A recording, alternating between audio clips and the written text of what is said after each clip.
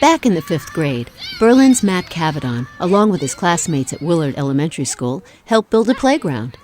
Matt can't walk or run due to a congenital muscle disorder, but he's quick to point out. This has never been about me. This is not something that I'm doing. This is something that our community did. They said, if we're going to build a playground, let's build an accessible one. Let's make it so that all kids can enjoy a day on the playground together. To build Friendship Park, Matt helped raise $350,000. How did his parents help? By raising a go-getter. What they taught me from the very earliest was to carry myself with dignity, and if I wanted something, go out and work for it. Don't just sit and wait for it to come to me. Go out, work for it. My disability is not going to stand in the way. Buck up and, do your own thing. Matt's parents, Susan and Dave Cavedon, take no credit. According to Susan, Matthew was his own goal setter, and from the time he was 3 and asked to be on the Children's Miracle Network telethon, all the way on up, Matthew would say, I want to do this, and it was more our job to facilitate it or to find a way to let him do it, but we never had to say, go out and pursue this, go out and do this. That was all self-directed from Matt. It's how they dealt with the tough questions early on. Why am I different? Why can't I walk? That made Matt, well, Matt. Dave and I made a decision to constantly remind him that this might be what he has, this inability to walk, inability to use his arms like other people, but that everybody has something.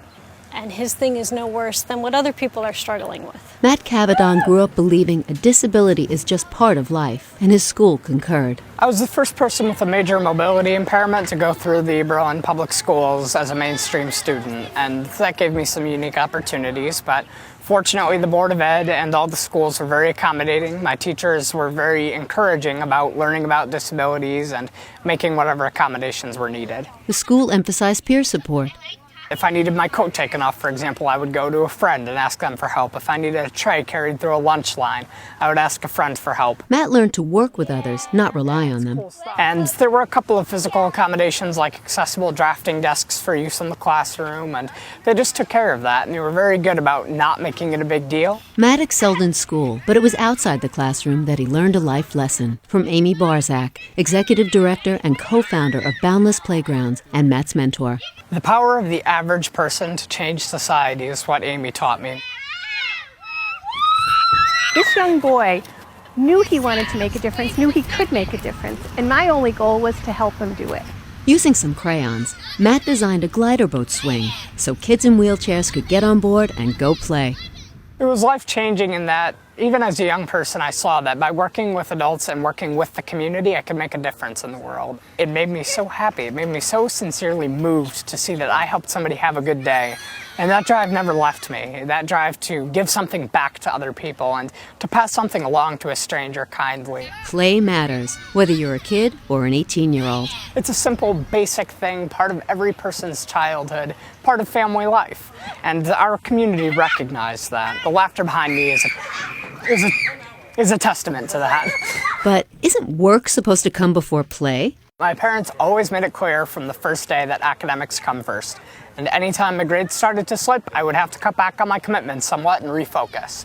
From Little League umpire to copy editor of the school newspaper to Senate intern, Matt hit the books so he could indulge in all his passions, and he was richly rewarded.